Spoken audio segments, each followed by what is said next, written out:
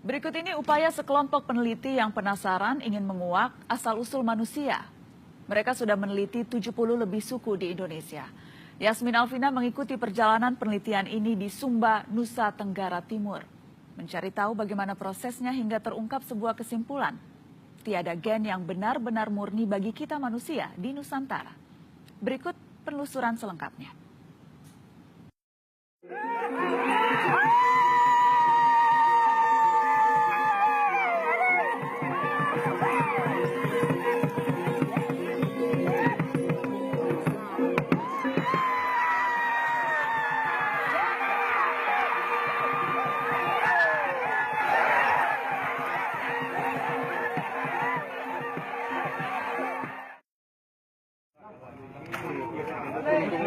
Pemeriksaan tengah berlangsung siang itu di sebuah desa di Sumba Tengah, Nusa Tenggara Timur.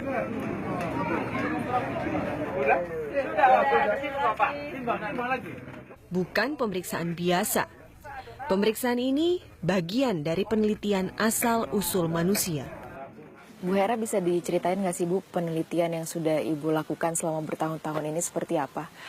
Penelitian yang saya lakukan mengenai keanekaragaman genom manusia Indonesia itu merupakan suatu penelitian dengan perjalanan yang sangat panjang yang dimulai dari awal lembaga Eijkman berdiri. Pada waktu kita melakukannya di Indonesia, mencari sebenarnya topik apa yang menarik, yang ada hubungannya dengan Indonesia. Dan saya kira mempelajari anekaragaman manusianya sendiri sangat menarik, karena kita sendiri punya 700 bahasa dan sekitar lebih dari 400 suku. Herawati Sudoyo, pendiri lembaga Eijkman bersama timnya sudah 26 tahun meneliti dan menelusuri suku-suku di Indonesia. Herawati lalu menjelaskan tujuan penting di balik penelusuran asal-usul manusia melalui suku-suku di Indonesia. Jadi kita mempelajari migrasi purba maupun migrasi yang datang kurang lebih 30.000 tahun yang lalu, atau kemudian migrasi yang belakangan kurang lebih 5.000 tahun yang lalu, dan kemudian migrasi terakhir perdagangan Cina, India, Arab dan sebagainya gitu. Jadi nanti kita apa kesimpulannya? Kesimpulannya kita dapat memberikan informasi kepada siapapun mungkin bagaimana manusia Indonesia itu terbentuk. Suku Sumba menjadi suku ke-71 yang menjadi fokus penelitian asal-usul manusia. Saya berkesempatan mengikuti proses pemeriksaan yang dilakukan tim lembaga Eijkman. 30 orang suku Sumba dilibatkan dalam penelitian ini. Diambil darah, diukur berat dan tinggi badan, serta diwawancarai untuk pengenalan bahasa.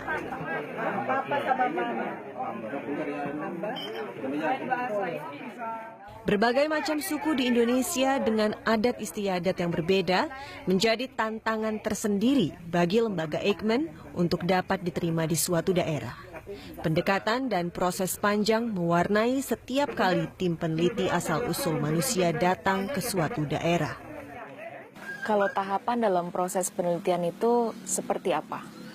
Tahapannya tidak semudah yang orang perkirakan, bahwa kita harus melalui atau melewati suatu proses pendekatan yang cukup panjang. Bahwa kita kemudian harus juga mempelajari antropologi dari suku-suku itu tentunya. Apa yang dilakukan? Pertama tentu kita bertemu dengan para tetua, biasanya tetua adat menyatakan maksud kedatangan kita awalnya ya. Terus setelah mereka kemudian memberikan kira-kira persetujuan bahwa ya mereka bersedia, barulah kita mengurus semua izin-izin yang diperlukan. Berarti bahwa itu izin dari pemerintah daerah, dari bantuan dari dinas kesehatan, mungkin juga dinas sosial atau dinas pariwisata. Jadi sebenarnya semua pihak turut dalam setiap studi yang kami lakukan. Antropolog asal Amerika Serikat John Stephen Lansing membantu lembaga Eijkman dalam seluruh tahap penelitian. Stephen menuturkan bagaimana hasil penelusuran asal-usul suatu suku dapat bermanfaat langsung bagi kehidupan. Ya, setelah kita kumpulkan sampelnya, akan dikelola dengan mesin yang sangat canggih itu, whole genome. Sekarang dalam zaman ini kita bisa membaca seluruh DNA-nya, selain itu juga RNA. Dengan ini kita bisa melihat ya banyak manfaatnya. Seperti ya kalau tentang hal pengobatan, ini zaman baru ya untuk pengobatan. Dan banyak manfaat sudah ada di Eropa dan di Amerika. Tapi ini semuanya berdasar dengan pengetahuan dengan keanekaragaman gen yang ada. Karena ini bisa dikaitkan dengan penyakit yang ada. Penyakit.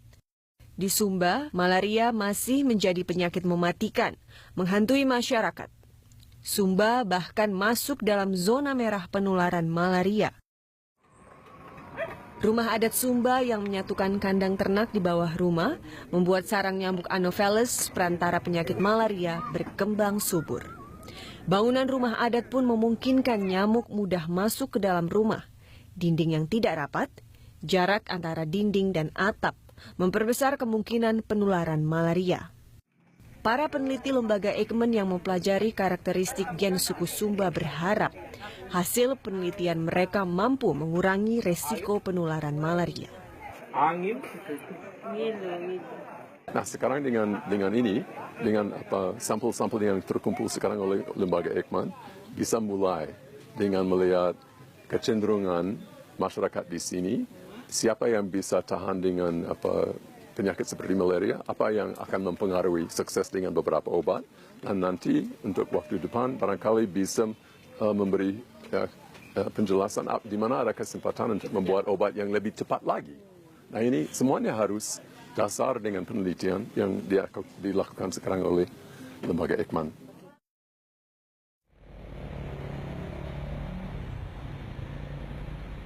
Penasaran ingin mengetahui hasil penelitian dan penelusuran asal-usul manusia, asal-usul suku Sumba? Saya ikut ke laboratorium lembaga Eijkman. Di sini, seluruh sampel dan data penelitian dikelola. Herawati Sudoyo mengajak saya mengelilingi laboratorium, menjelaskan tahap demi tahap penelitian untuk mendapatkan jawaban atas asal-usul suatu suku. Proses penelitian terbagi menjadi 4 tahap dan disebar dalam beberapa laboratorium sesuai tujuan. Sebenarnya nanti kita akan melewati 4 tahapan di sini. Pertama adalah isolasi dari DNA, itu berarti sampel-sampel yang kita bawa dari Sumba akan masuk ke situ terlebih dulu. Kemudian setelah DNA kita dapatkan, kita akan mencoba untuk memperbanyak. Karena apa? Karena DNA yang kita bawa itu, kita kan mengambilnya sedikit. Nah itu tidak akan cukup untuk pemeriksaan yang banyak gitu. Terus setelah itu nanti kita akan masuk ke lab di mana kita akan memisahkan DNA kita. Setelah itu barulah kemudian dia akan masuk di mana kita akan melakukan perunutan DNA. Setelah itu tentunya kita akan analisis, tapi itu semuanya komputerisasi ya. Nah, kalau misalnya kita berbicara soal kesimpulan penelitian yang di Sumba, itu sebenarnya asal-usul mereka dari mana, Bu? Karena semua orang bilang bahwa asal-muasal mereka adalah dari Tanjung Sasar, dan dari situ sebenarnya keluar bahwa dari sudut struktur populasinya ternyata seperti yang tadi saya katakan bahwa kita itu memang punya gen campuran kan. Nah di manusia Sumba kita dapat melihat tadi campuran moyang dari Austronesia yang datangnya dari Formosa berdasarkan bahasa, dan juga tadi gambaran dari migrasi yang pertama yang asalnya dari Afrika. Pengaruh agama, ekonomi, perdagangan dan sebagainya itu membawa gen-gen yang tadi datang dari India, Arab, dari Tiongkok yang sebenarnya khusus untuk berdagang, dan mereka meninggalkan gen-gennya tadi, terutama di tempat-tempat di mana perdagangan internasional zaman dulu itu terjadi gitu. Dan itulah yang membentuk manusia Indonesia sekarang.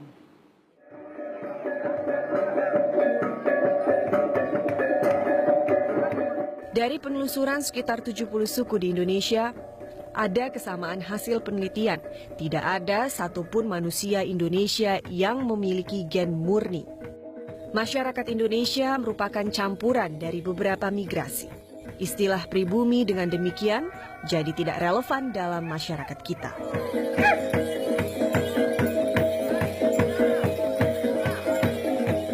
Menarik sekali itu ketika manusia Indonesia tidak mempunyai gen yang murni. Bisa dijelaskan tidak, Bu? Ya, kadang-kadang kita ditanyakan, oke, asalnya dari mana? Oke, pribumi ya, gitu kan. Pertanyaan pribumi itu apa artinya, gitu. Dari sudut genetik, itu ternyata tidak semudah itu. Karena apa yang kita temukan pada manusia Indonesia, itu adalah campuran dari berbagai macam gen yang menyatakan tadi adanya pengembaraan dari moyang kita yang asalnya dari macam-macam. Hasil penelitian asal-usul suku Sumba ini sejalan dengan perbincangan saya dengan Wakil Bupati Sumba Tengah Umbu Dondo. Saya menanyakan dari mana asal-muasal suku mereka. Asal-usul nenek moyang orang Sumba? Ceritanya, orang Sumba ini dia itu dari daerah lain, dari pulau lain. Sampai digambarkan kalau orang Sumba ini datang dari 7 benua, 8 langit. Turun di kampung Sasar, di Kasasar, lalu kemudian dari kampung Sasar itu berkembang ke seluruh Sumba ini. Begitu. Itu mitos, masih berupa mitos atau seperti apa? Berupa mitos atau itu sudah pasti? Bukan berupa mitos, itu merupakan sejarah. Sejarah bahwa orang Sumba ini datang di pulau ini melalui Tanjung Sasar namanya. Tanjung Sasar. Cuma digambarkan orang Sumba mengatakan bahwa orang Sumba ini datang dari 7 lapis daratan dan 7 lapis langit. Nah, gitu. Tantangan untuk peneliti memang genetika adalah masalah sensitif. Karena kalau kita mendapat DNA, bertanggung jawab sekali kepada orang yang memberi sampel itu. Harus menjaga kepribadian ya orang itu. Dan juga saya sendiri semuanya mungkin merasa bahwa bertanggung jawab supaya orang yang kasih sampel bermanfaat, supaya ada manfaat, supaya ada guna. Bukan hanya untuk penelitian, bukan hanya menulis artikel, tapi supaya ada manfaat yang nyata. Ini kewajiban yang terasa oleh semua tim ini.